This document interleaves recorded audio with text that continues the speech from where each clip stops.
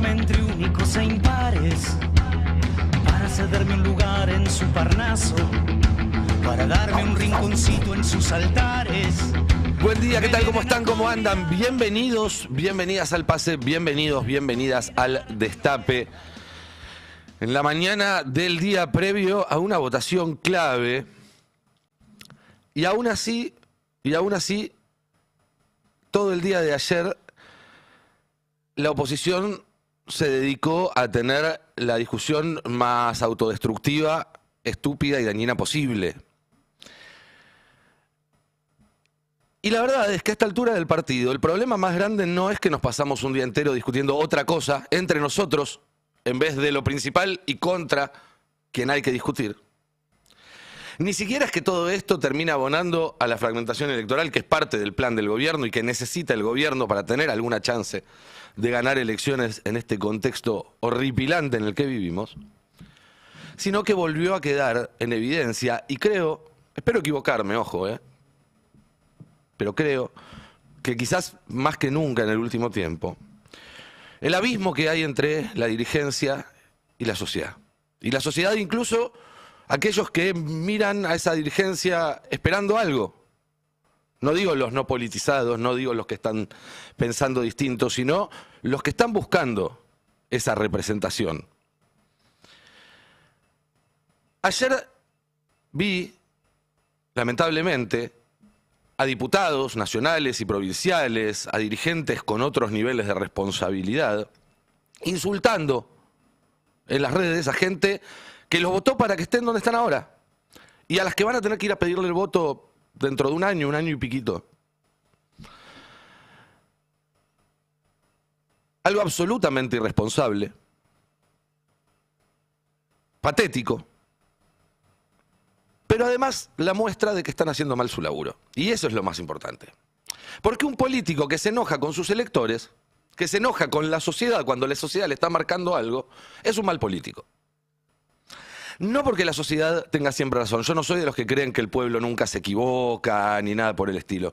Pero incluso cuando te están señalando con enojo o con decepción algo equivocado, tu tarea primordial como político es persuadir, es convencer, es explicar, es darle vueltas al asunto hasta que entiendan por qué vos crees que tu postura es más correcta que la que ellos te están reclamando. No putearlos, no expulsarlos, no tratarlos de traidores. El extravío es tal que ayer vi a un funcionario electo, con un cargo público electo. No quiero personalizar porque este es un problema muy generalizado. No es solo de un sector, no es solo de un dirigente, muy generalizado. Peleándose, insisto, un funcionario electo contra un usuario que se llama @kirchnerista. ¿Vos sabés lo cuca macuca que tenés que ser para haber conseguido el @kirchnerista? Y le estaban diciendo que no, que traidor, que esto, que lo otro. Ayer veíamos dirigentes opositores puteando a la gente que hoy van a tener que mirar a los ojos en la plaza, o no piensan ir.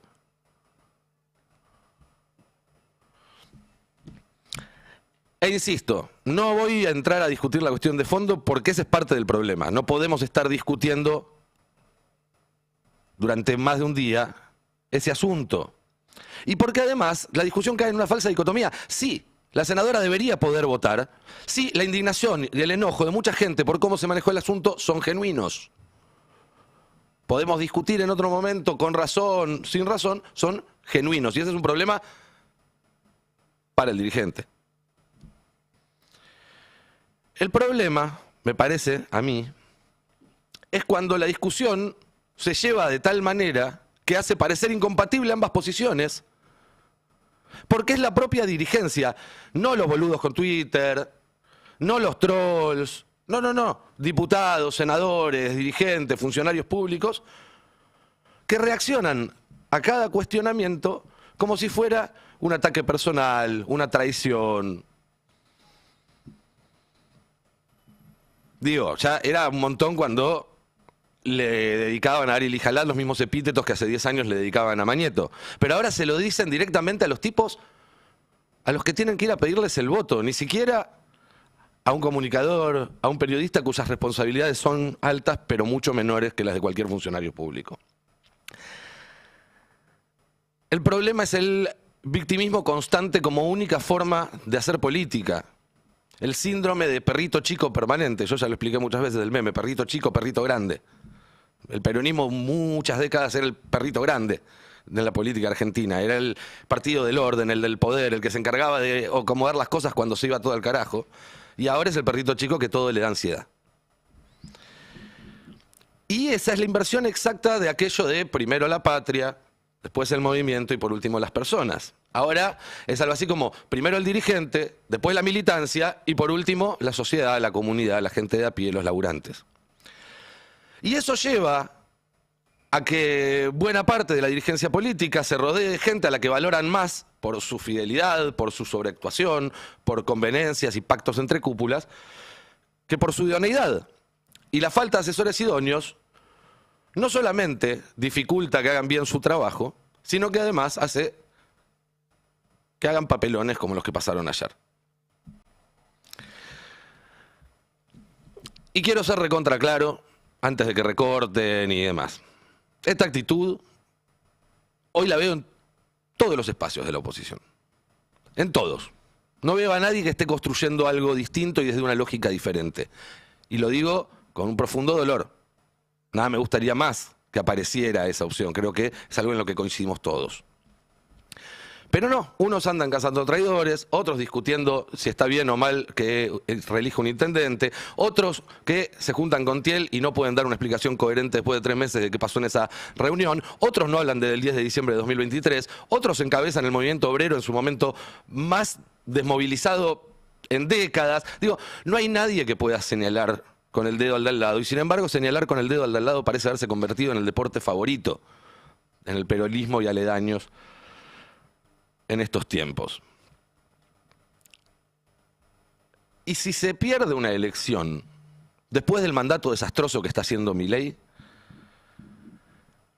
les puedo asegurar que la gente no se va a acordar si fue tal o cual senador o senadora el que faltó el día de tal o cual votación para darle tal o cual voto. Yo creo que la sociedad argentina va a pasar una factura bastante más pesada. A todos. A todos. Y con razón. Y con razón, porque imagínense si en 4 años Milei nos despojó de 1/3 de nuestros ingresos, de varias horas de nuestros días, de la totalidad de nuestros ahorros y un poco más también, y por eso todo el mundo vive endeudado. A mucha gente le hizo que coma un plato menos por día.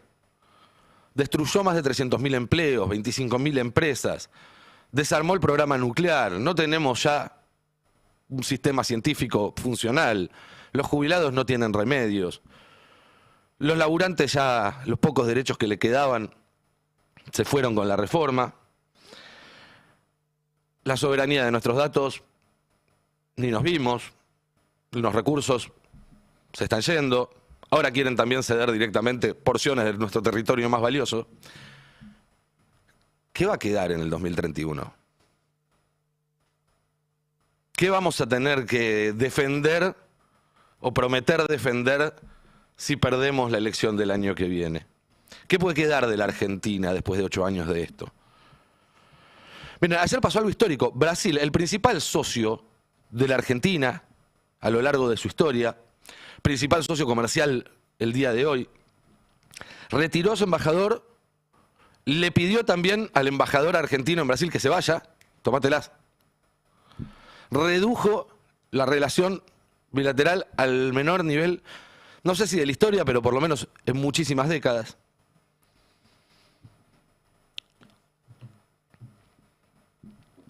El comunicado que sacó Cancillería después es un papelón.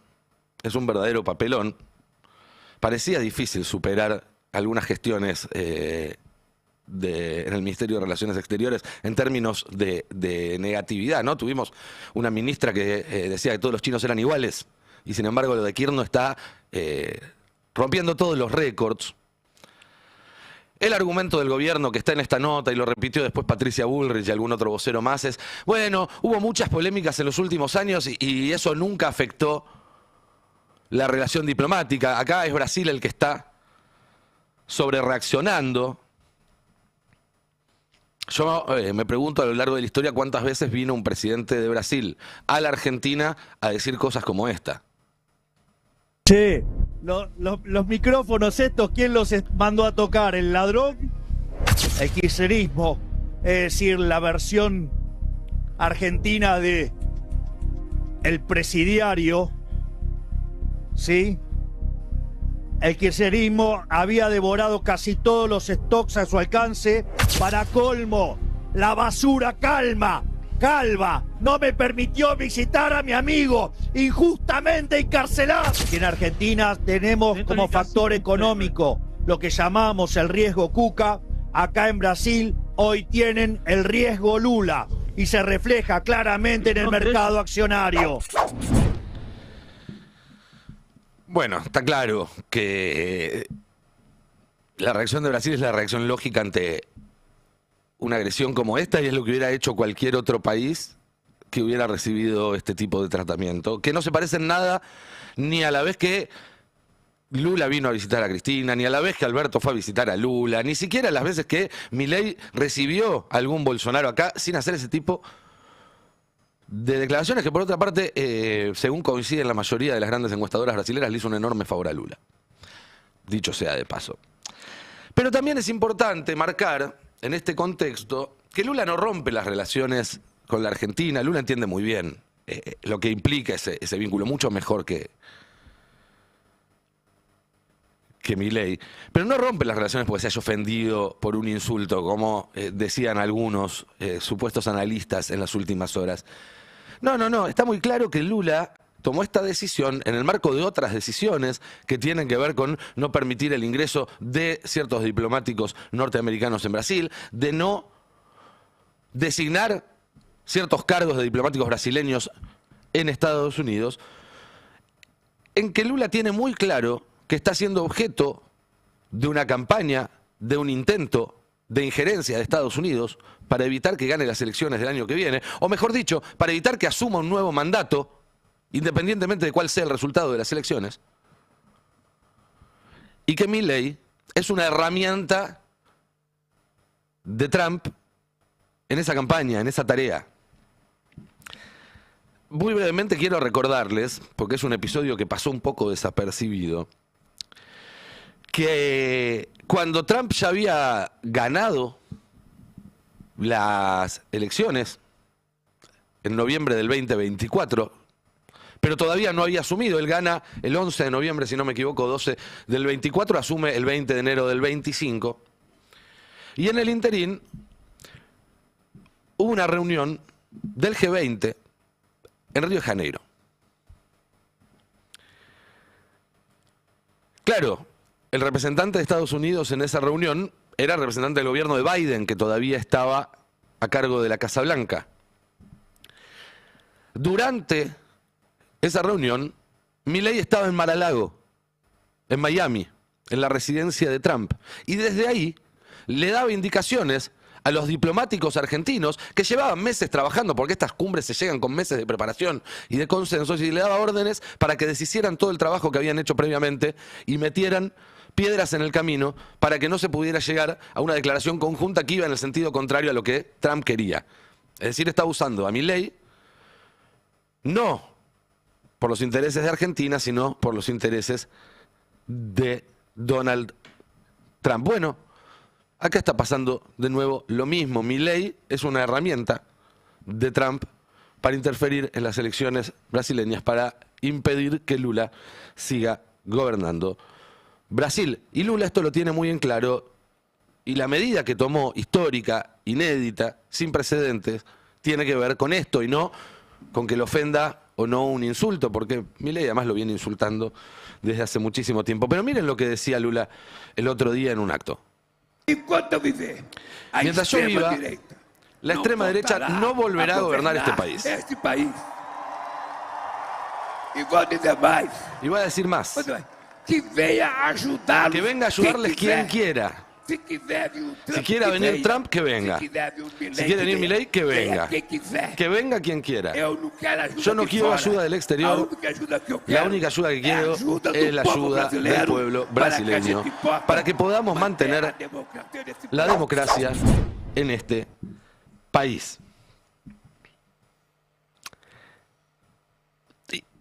Y me pregunto yo, ¿por qué no estamos escuchando algo parecido acá en la Argentina si a nosotros el año que viene nos van a hacer lo mismo? ¿O vamos a esperar a que sea demasiado tarde?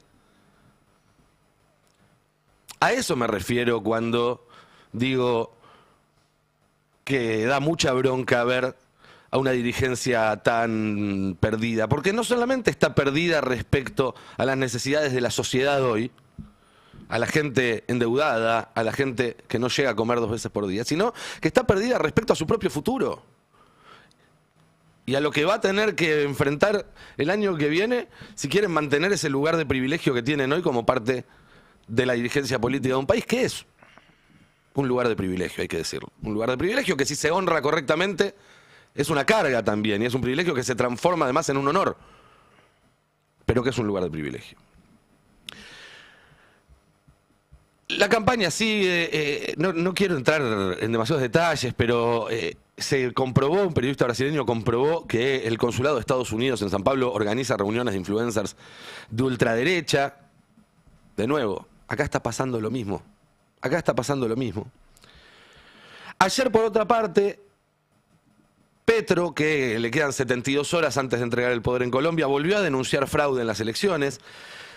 Y acá yo quiero ser muy preciso. Los elementos que presentó Petro hasta ahora no demuestran que haya habido un cambio concreto en el resultado electoral. Pero sí que el sistema que debía controlar ese resultado es falseable. No se hizo lo posible para evacuar todas las dudas que hay. No se tomaron las medidas que el tribunal pedía que se tomen para evitarlo.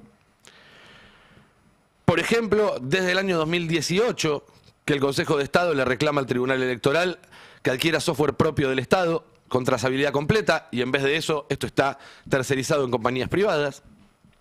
Que una sola de esas compañías privadas concentra en un solo contrato el preconteo, la digitalización de actas y el escrutinio final, y ese también es un problema. Que ha habido degradación de controles digitales incluso entre las elecciones de 2022 y las de 2026. Ahora, ¿el problema cuál es? El problema es que es muy difícil en tiempos políticos comprobar fehacientemente un fraude. Es muy difícil cambiar la percepción que queda después de las primeras horas después del escrutinio. O que incluso encontrar pruebas contundentes, concluir una investigación, conseguir un fallo judicial. En el lapso que hay hasta que se genera el cambio de gobierno, es prácticamente imposible sin provocar una crisis mucho más grande, ¿no? Sin volcar a todo el país en una situación de acefalía y demás. Digo, incluso si Petro hoy tuviera un video de Trump personalmente poniendo votitos en las urnas, lo más probable es que pasado mañana el candidato del Espriella termine asumiendo. Y en ese contexto en el cual los sistemas son vulnerables, lo venimos contando acá, existen tecnologías más avanzadas que nunca para vulnerar software mucho más seguro que este. Voy a poner un ejemplo. La mayoría de los cajeros automáticos de todo el mundo funcionan con un sistema operativo que se llama COBOL, que es ese que ustedes vieron durante toda su vida. Ahora hace poco tiempo empezó a cambiar en algunos bancos, que parece sacado de una peli de los 80, ¿no? Que tienen las letritas esas grandes, medio cuadriculadas, que está en todos los cajeros automáticos. Es un sistema que se viene utilizando, insisto, en cajeros automáticos de todo el mundo desde hace 40 años o más. Un programa de inteligencia artificial encontró una falla de seguridad que tenía desde el día cero y que nunca nadie antes había encontrado ni explotado. Bueno, imagínense lo que pueden hacer en un sistema electoral que es mucho más complejo, y sobre todo en un sistema electoral mucho más complejo cuando una de las partes quiere hacer trampa. Y ya sabes que va a hacer trampa. De alguna forma u otra va a intentarlo. Y esto no es una especulación. Repasemos. En la elección del 2020, Trump primero hizo una terrible campaña sucia contra el rival, contra Biden. Cuando vio que aún así no le daban bien los números, trató de fraguar el resultado en algunos estados clave. Cuando no pudo hacer fraude, denunció que había sido él víctima de fraude. Y sobre esa acusación, montado en esa acusación, intentó el 6 de enero de 2021 un golpe de Estado, la toma del Capitolio, lo vimos todos. Bolsonaro, 2 años más tarde, primero hizo campaña sucia antes de las elecciones. Cuando vio que aún así perdía, trató de fraguar el resultado. Como no pudo, denunció que le habían hecho fraude a él y finalmente, montado en esa narrativa, intentó un golpe de Estado, la toma de Brasilia en los primeros días del año 2023. Golpe de Estado por el cual él ahora está preso. Está preso. Cuando Milei se reía diciendo jajaja, el presidiario en Brasil no es Lula, es Bolsonaro. Es Bolsonaro, pero él no se da cuenta, él ni siquiera se da cuenta de eso.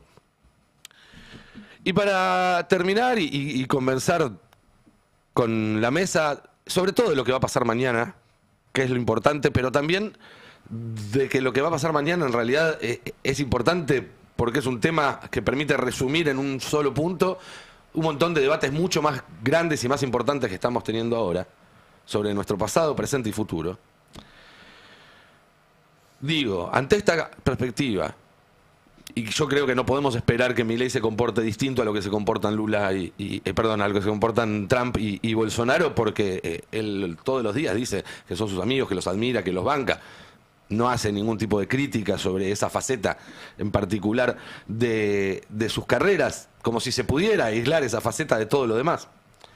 Pero digo, en ese contexto, cuando tenemos por delante una elección clave, que no solamente hay que ganar, sino que hay que ganar y después salir de la cancha, ¿no? Como se dice a veces en el ascenso. Yo, para que quede claro, cuando llegue el momento voy a votar a cualquier cosa que esté enfrente de este experimento sádico. A lo que sea es mejor que esto. Y además, como les gusta ahora pasar el cheque a algunos, siempre voté bien, siempre estuve en el lado correcto, no sé si existiera tal cosa en la política. Pero si me quedara tranquilo con eso sería un estúpido, ¿no es cierto? Si me quedara tranquilo con que voy a votar bien, con que ya voté bien. Si veo que nos pueden robar la elección, nos pueden robar el país y me quedo tranquilo, total, ya lo dije un par de veces en la radio, ¿para qué voy a seguir insistiendo? Sería raro, ¿no es cierto? Bueno, mañana la plaza va a estar llena de gente que mira su dirigencia y dice, es raro. Y la verdad es que tienen razón. O por lo menos yo creo que tienen razón. Pero si no la tuvieran, aún así, el problema no es de esa gente, sino de la dirigencia que no sabe hacerse entender, no sabe persuadir, no sabe convencer. Y si esta dirigencia no logra captar eso, si no puede entenderlo, si no logra por un rato apagar los parlantes, las pantallas, las luces de los reflectores y prestar atención a lo que está pasando acá abajo, entonces va a haber Milei para 4 años más. Y a este ritmo no sé qué va a quedar después de 4 años más. Y la verdad es que ahí sí vamos a estar todos a las puteadas y con toda la razón del mundo, con del primero al último de los responsables de que esto haya llegado a ese punto. Entonces digo yo, ¿por qué no los puteamos ahora? A ver si por lo menos a tiempo reaccionan, se dejan de joder y evitamos ese mal. Si la pregunta es putearlos ahora o putearlos después, yo la verdad es que prefiero putearlos ahora, a ver si podemos cambiar un poco la deriva de lo que está pasando. Algo que empieza mañana en una votación que se tiene que ganar, con la gente en la calle, haciendo lo que hay que hacer, pero que no termina mañana. Porque si mañana se cae la ley y la aprueban en 2 meses, o mañana se cae la ley y en 1 año Milei reelige por 4 años más, estamos igual que cuando arrancamos. ¿Qué tal? Buen día, compañeros, compañeras. ¿Cómo andan? Disculpen si quizás me